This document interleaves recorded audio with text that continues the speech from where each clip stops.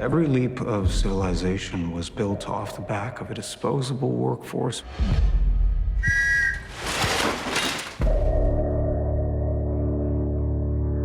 Something is wrong in these images. You can't quite put a finger on it. Fire.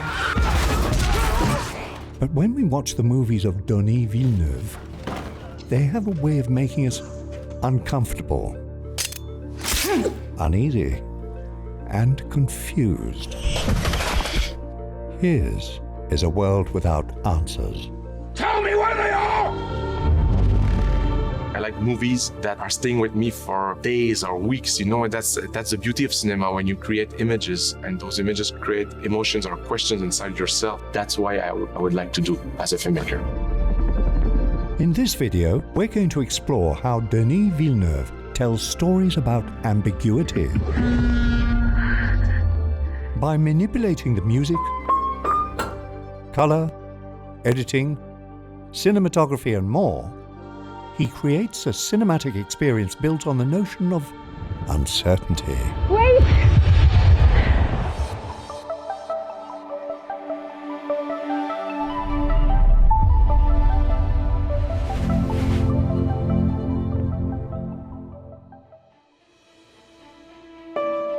Subscribe to our channel and click the bell icon to stay in the loop with more filmmaking videos like this. Watching a Denis Villeneuve film makes you ask a single question. What's going on? No idea. He would take that answer as a compliment. The subject matter of Denis Villeneuve movies can be quite graphic. Prepare yourselves. It'll make you feel better. You hate that book. I don't want to read either. Let's begin with story. Ambiguity is the heart of Denis Villeneuve's films. He often places his protagonists in worlds filled with questions and ultimately lacking in answers. I think those are their names. Characters looking into the past to understand their family history.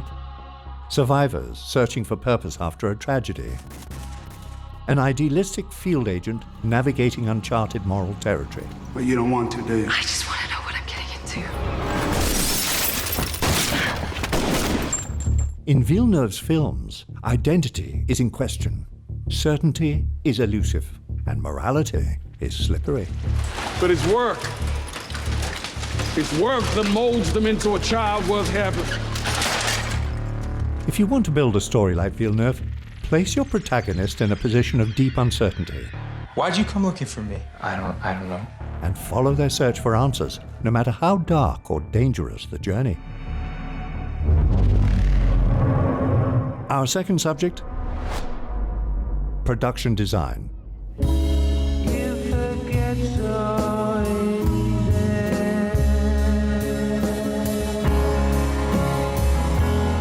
How does Villeneuve capture such deep levels of ambiguity in his films? Sets, props, wardrobe.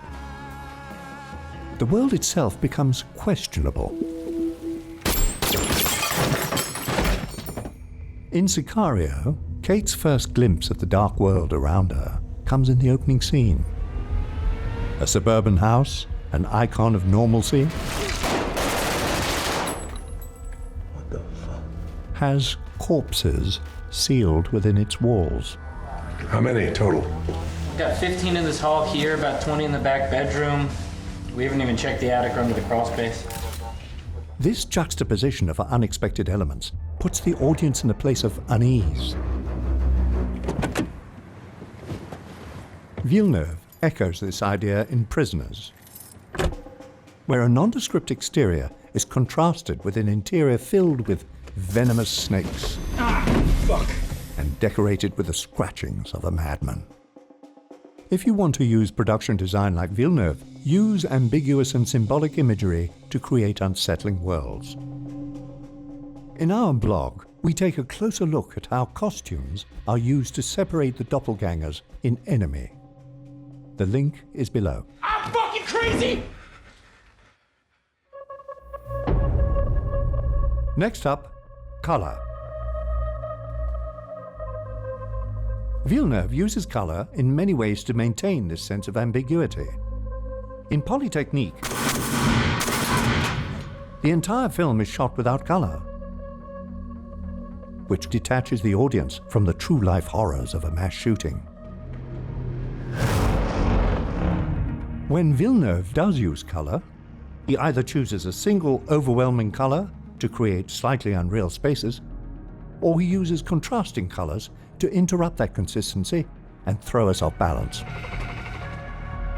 In Sicario, we have the grainy green of night vision, intercut with the negative cinematography of the thermal cameras. And Blade Runner 2049 wraps a number of locations in overwhelming and distinct color palettes.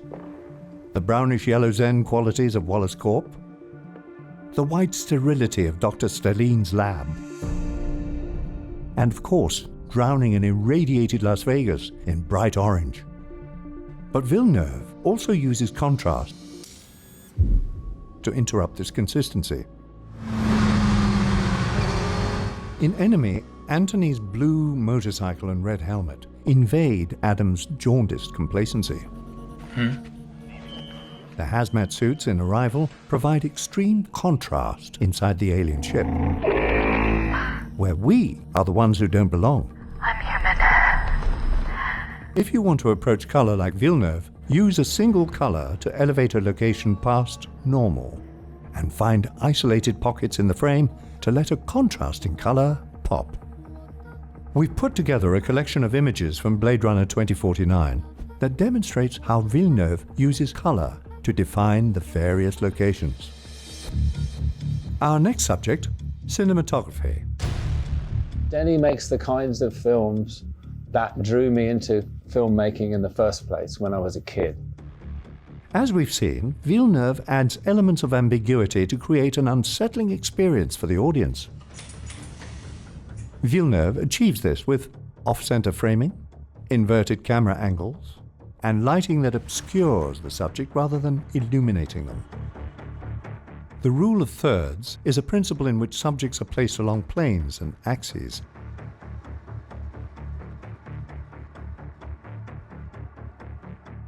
But in many instances, he ignores the rule of thirds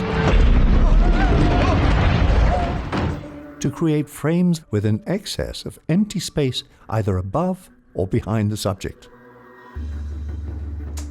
Like in this shot from Enemy, as Adam grapples with the idea of calling his double. In Ensandi, the frame is empty behind Simon as he is blindfolded and vulnerable.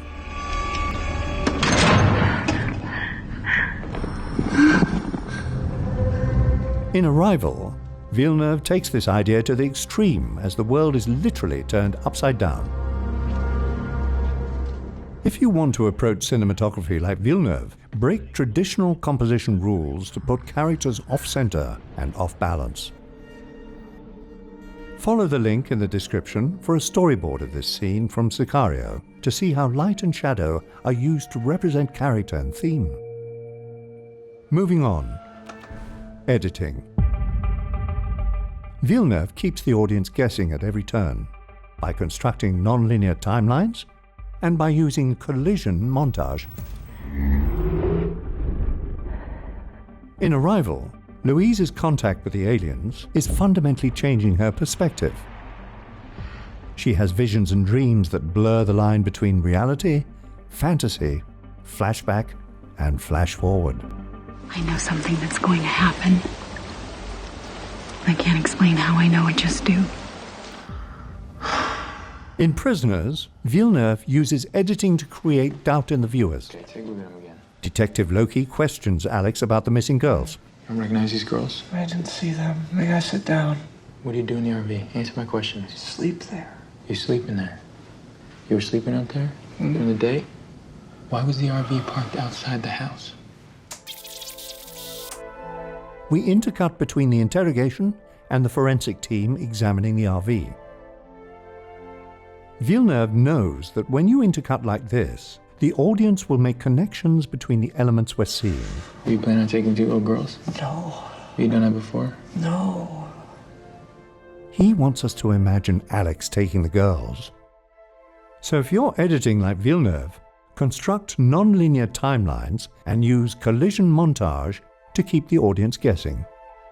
We've made a storyboard breakdown of this interrogation scene. Head over to our blog on Villeneuve's directing style, linked below. Moving on, sound design.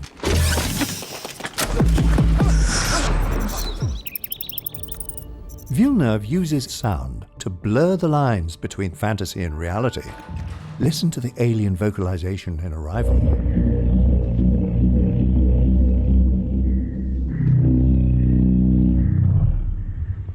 Their braying and fluttering are distorted.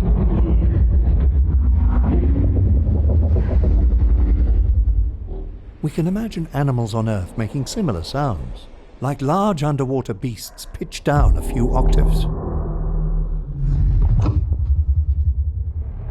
The collision between what we expect and what we receive is exactly the effect Villeneuve is going for.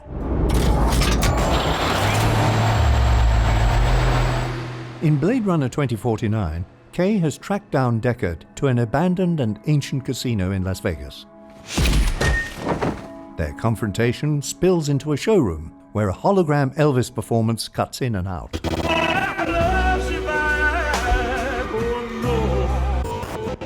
When it's off, Kay is vulnerable. When it's on, Kay can make his move.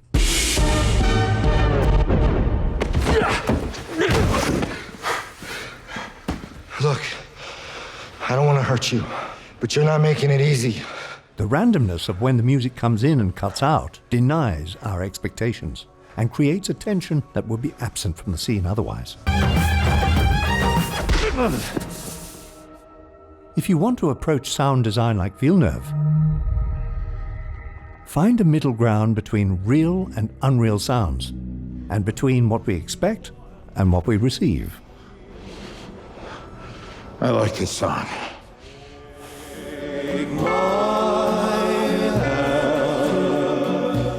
Our final category, music.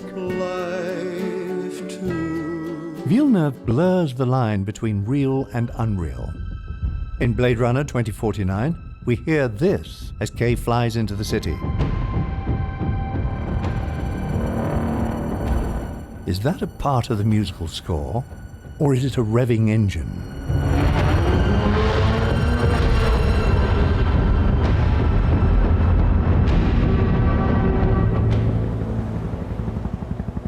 In some cases, the overlap between sound design and music is nearly indistinguishable. Listen to this cue from Sicario.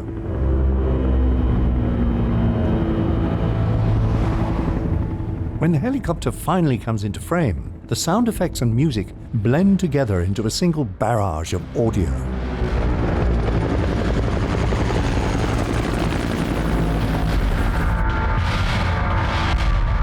We lose our ability to distinguish between the two.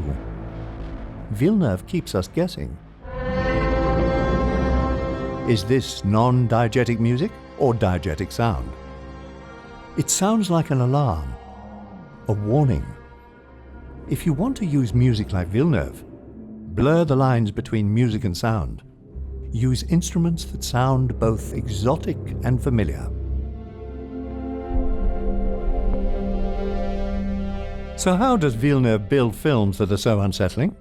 He's drawn to stories where characters are searching for answers as they pass through uncertain worlds, colored to separate them from reality, and shot with off-center or inverted frames.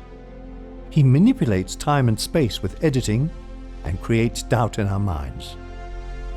With sounds that defy expectations, and music that blurs definitions and makes you question your own ears. This is the unique style of Denis Villeneuve. Check the description for a link where we dive even deeper into the technicals. Okay. Got it. Yeah. Make sure to subscribe to our channel below and click the bell icon for notifications.